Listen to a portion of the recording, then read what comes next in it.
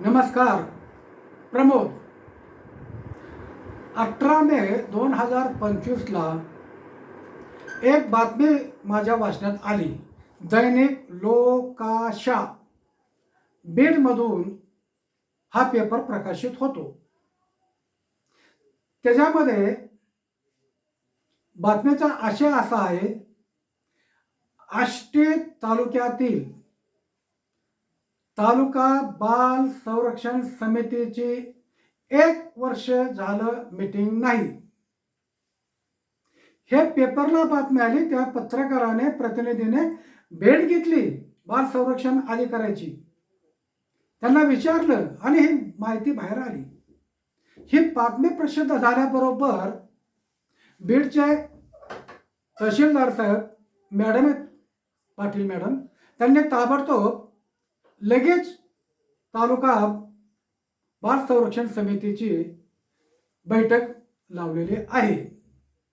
ताबडतोब बैठक लावल्याबद्दल तहसीलदारचं मी आभार मानतो. हे फक्त पेपरला बातमी आली म्हणून आपल्या लक्षात आलं. मात्र एक लक्षात ठेवा, ही परिस्थिती महाराष्ट्रातील प्रत्येक तालुक्यातली आहे. जिल्हा पातळीवरच्या बाल संरक्षण कमिटीचे अध्यक्ष माननीय जिल्हाधिकारी साहेब आहेत, सचिव महिला व बाल कल्याण अधिकारी आहेत आणि बाकी पोलीस डिपार्टमेंटचे आणि कामगार आयुक्त वगैरे आहेत. त्या मिटिंगा होतात. मात्र तालुका पातळीवरची मिटिंगच होत नाही. इतकंच नाही, काही ठिकाणी जुन्याच कमिटी आहेत, नवीन कमिट्या स्थापन झालेल्या नाहीत. मी करमाळ्यामधली कमिटी अधिकाऱ्यांच्या मागं लावून त्यांनी कमिटी स्थापन केली. त्यांनी एनजीओचे 2 प्रतिनिधी घेतलेले आहेत. ही झाली तालुक्याच्या पातळीवरची अवस्था.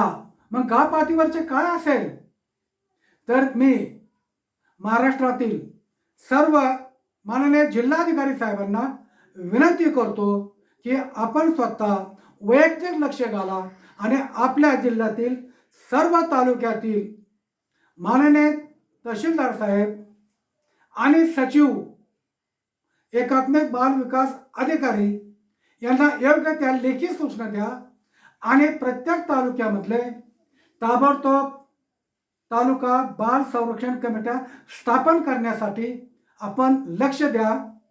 आणि तालुका पातळीवरचे जे तालुका अध्यक्ष माननीय तहसीलदार साहेबांना मी विनंती करतो की तुम्ही तुमच्या स्वतःच्या सहीचं पत्र किंवा बिडवणी स्वतःच्या सहीचं पत्र प्रत्येक ग्रामपंचायतीला द्या आणि प्रत्येक गावात ग्राम बाल संरक्षण समिती स्थापन करा.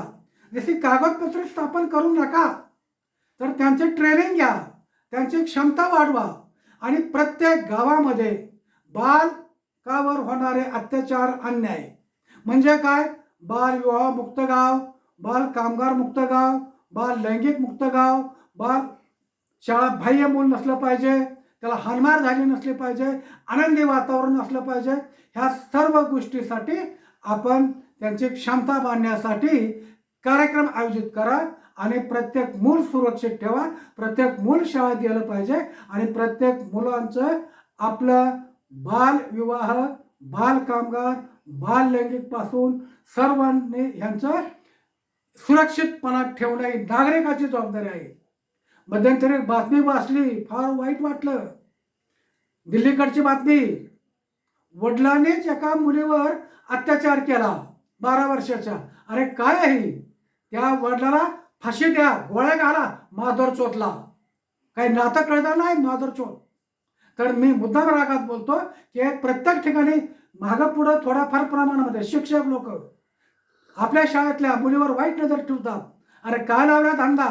तेव्हा प्रत्येक नागरिकांनी आपापल्या घरामध्ये, दारामध्ये, गल्लीत किंवा गावात, वार्डात जिथं जिथं अशा पद्धतीचे काही प्रकार घडून येतील तर 1098ला फोन करा आणि असे प्रकरण जास्तीत जास्त बाहेर काढा. आपणाला हा जर व्हिडिओ आवडला तर तुम्ही सबस्क्राईब करा, जास्तीत जास्त लाईक करा आणि पुढं शेअर करा. धन्यवाद.